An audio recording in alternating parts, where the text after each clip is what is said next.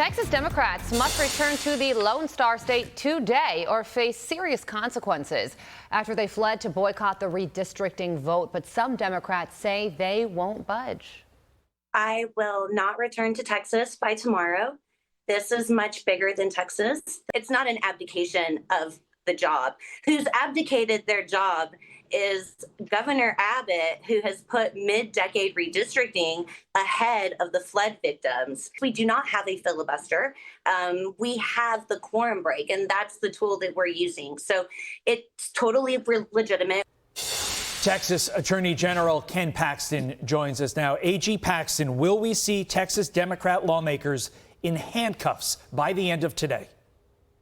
I don't know. We're definitely waiting to see if they show up. We get, Dustin Burrows, our speaker, has given them a deadline of showing up today. If they show up today, we're all happy. We can get our business done and everybody's good. If they do not show up, we will be in an Illinois courtroom trying to do just that. Not necessarily trying to handcuff them, but get them back to the state of Texas, hold them in contempt, and if they refuse to come, hopefully put them in jail. And I've also heard you talking about taking them to court to potentially get these lawmakers removed from office. Is that still a possibility? And if so, how would that play out? Well, that's another, it's never been done before. Obviously, we're in uncharted territory with the Democrats leaving during redistricting. Yes, that's something we're going to try today. We're going to file, if they are not there today, we are going to file a motion to remove some of these legislators from office.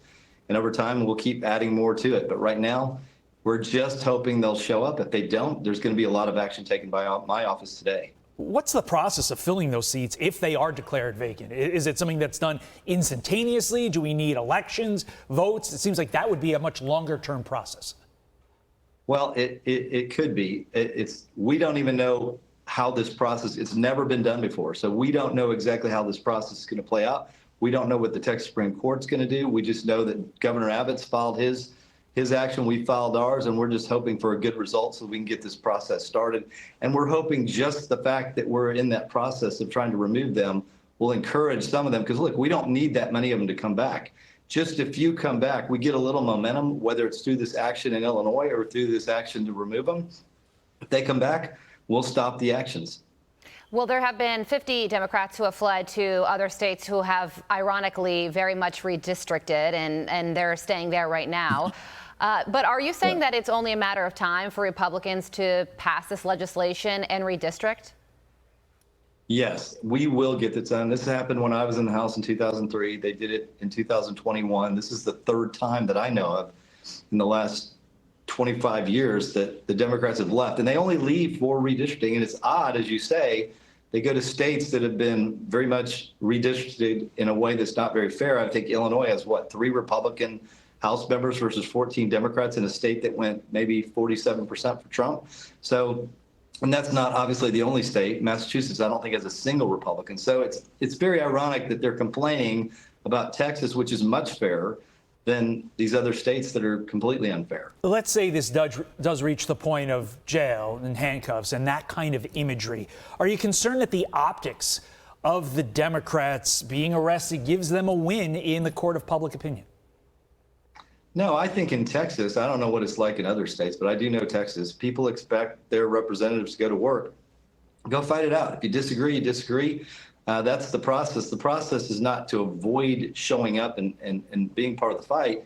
I think the fact that they have done that has already put them in a negative light at least in most minds in Texas. Could there also be some ramifications that Republicans don't like if Democrats retaliate by redistricting alongside what Texas is doing? California is talking about trying to add 5 additional Democrat seats to California to sort of mitigate what Texas is doing.